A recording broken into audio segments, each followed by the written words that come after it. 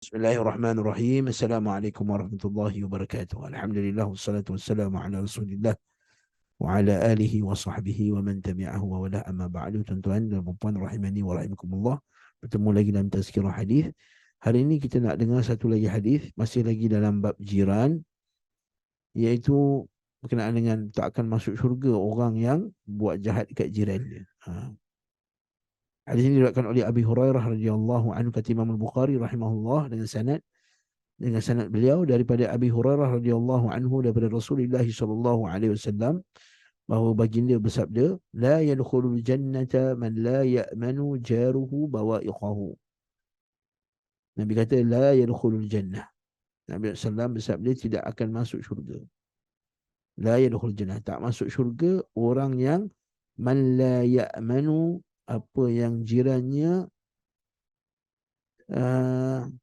tidak merasa aman daripada perangai dia. Tidak merasa aman daripada perangai dia. Bawa'iqahu, iaitu jam'un ba'iqah wa hiya al-ghailah aw dahiyah.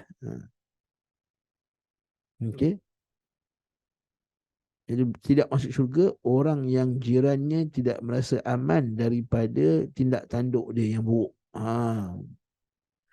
Selagi mana orang jiran kita terasa terganggu dengan perangai kita, suara kita, percakapan kita, kebersihan kita, kenderaan kita, tidak tanduk kita pada buat rumah, kita besarkan rumah dengan menyakiti jiran, sampah kita buang kat depan, ataupun kita biarkan benda busuk, kita gantung benda busuk kat pagar. Kita kan duduk berjiran rumah teras, kita gantung benda busuk di pagar. Kata kain busuk, biarkan. Kain bau muntah lah, bau apa semua, biar. Sampai jiran kita terganggu dengan bau tersebut. Atau jiran kita terganggu dengan binatang, atau binatang sekalipun. Anjing dia menyalak, bising, ganggu jiran. Atau seumpama dengannya. Atau dia ada bela kucing dia asyik berak je kat rumah jiran dia. Kan? Ini ganggu, termasuk dalam gangguan. Ataupun dia selalu memasang radio, TV dengan kuat, karaoke atau seumpama dengannya, mengganggu jiran pada waktu malam. Jadi hadis ni hadis yang sangat baik, tuan-tuan. Maksudnya kita kaedah asalnya la darar wala dirar. Kaedah asalnya jangan mudaratkan diri dan jangan mudaratkan orang lain. Apa yang kita boleh ambil daripada hadis ni? Kata Syekh Sayyid Raslan dalam syarah beliau, dia kata pertama sekali, man yastahillu al-idha al-jar, siapa yang menghalalkan perbuatan menyakiti jiran dalam keadaan dia mengetahui bahawa perbuatan tersebut adalah haram, maka orang ini kekal dalam neraka. Yang ini kaedah apa dia? Menghalalkan apa yang diharamkan oleh Allah Subhanahu Wa Taala, termasuk daripada perkara yang menyebabkan seorang itu terkeluar daripada Islam. Yang kedua, illam yakun mustahillan fayakunu hadha jazaohu alla yadkhul jannah, iaitu barang siapa yang tidak menghalalkan pula. Maksudnya dia tak adalah kata halal buat sakiti jiran, tapi dia buat tu kerana kerana nafsu dia, kerana degil atau seumpama dengannya, maka dia tak masuk syurga. Okey, apa maksud tak masuk syurga kat sini? Adakah tak masuk syurga selama-lamanya? Jadi tak masuk syurga kat sini maksudnya ialah tak masuk syurga ketika orang-orang lain masuk syurga. Iaitu maksudnya dia kena azab dulu. Maksudnya dia kena azab dahulu. Waktu orang lain masuk syurga, dia tak masuk syurga. Itu maksudnya. Bukan maksudnya la yadkhul, maksudnya tak akan masuk syurga selama-lamanya. Ini ialah tafsiran yang Khawarij. Khawarij, iaitu ataupun Mu'tazilah, dia kata orang yang buat dosa ni dia kekal dalam neraka. Apa dalilnya? Nabi kata la yadkhulul jannah. Tak, la yadkhulul jannah tu la yadkhulu ma'al faizin, iaitu tak masuk bersama dengan orang-orang yang masuk awal-awal. Kenapa? Sebab kaedah dia Allah Subhanahu Wa Taala dalam Islam itu, siapa yang mati di atas tauhid dan kemudian dia berterusan dalam keadaan dia berterusan, dia mati atas tauhid, maksudnya dia tak buat benda syirik dan juga tak buat perkara yang membatalkan keislamannya, tapi dia mati dalam keadaan dia berterusan melakukan dosa besar, maka dia terletak di bawah kehendak Allah Subhanahu Wa Taala. Kalau Allah Ta'ala mahu, Allah Ta'ala masukkan dia dalam syurga. Allah Ta'ala mahu, Allah Ta'ala masukkan dia ke dalam neraka. Tapi kalau Allah tak masukkan dalam neraka pun, Allah Ta'ala takkan kekalkan dia dalam neraka tadi. Sebab akhirnya dia akan selamat juga, akan terkeluar daripada neraka tersebut. Berdasarkan hadis Nabi, berdasarkan Allah, firman Allah Ta'ala, Inna Allah la yaghfiru an yushraka bihi wa yaghfiru ma duna dhalika liman yasha. Allah Subhanahu Wa Ta'ala tidak akan mengampunkan orang yang mensyirikkannya dan mengampunkan dosa yang bawah daripada syirik. Begitu juga hadis Nabi SAW, Nabi kata, akhriju minan nar man kana fi qalbihi wa mithqala habbatin min khardal min iman. Iaitu keluarkan dia dalam neraka walaupun hatinya ada satu besar zarah iman, satu besar biji sawi iman. Maksudnya amal dia sangat sedikit, dikeluarkan juga.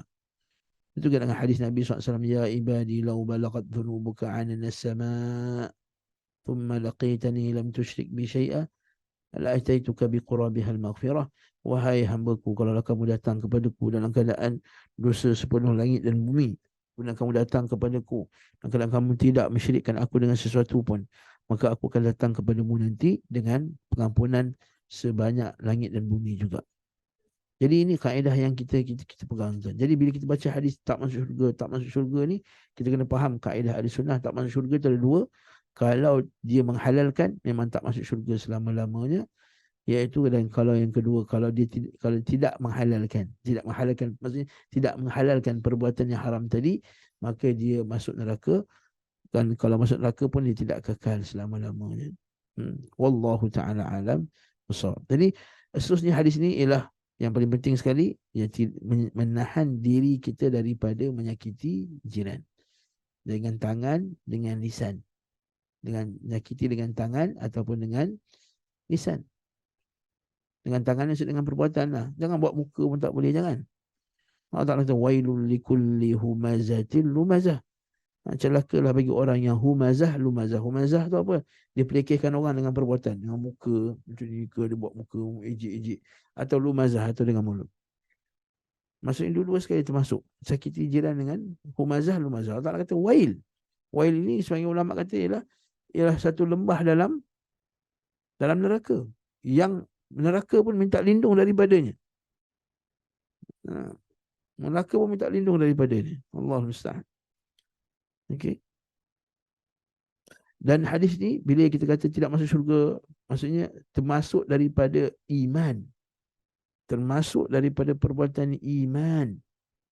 Sebab Nabi kata la yu'minu kan.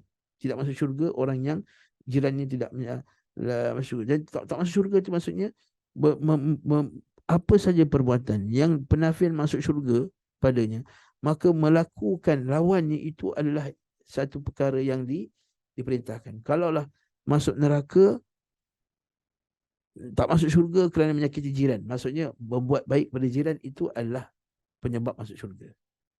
Itu kaedah dia. Yang kedua, dan apabila Nabi menafikan bahawa dia masuk syurga, maka perbuatan tersebut ialah perbuatan yang boleh merosakkan iman, maka lawan dia itu adalah perkara yang boleh meningkatkan iman. Maksudnya, kalaulah menyakiti jiran, masuk neraka.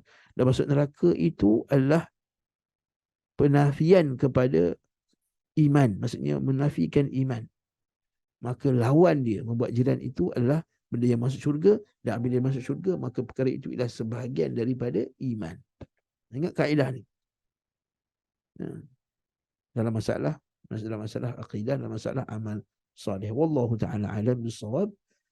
InsyaAllah nanti kita bertemu lagi dari program-program yang lain, insyaAllah. Maka dengan ini nantilah kita kata Allah Ta'ala temukan kita dalam majlis yang lain. Subhanakallahumma bihamdika asyhadu an la ilaha illa anta astaghfiruka wa atubu ilaik. Sallallahu ala Muhammad wa ala alihi wa sahbihi wa sallam. Walhamdulillahirabbil alamin. Assalamualaikum warahmatullahi wabarakatuh.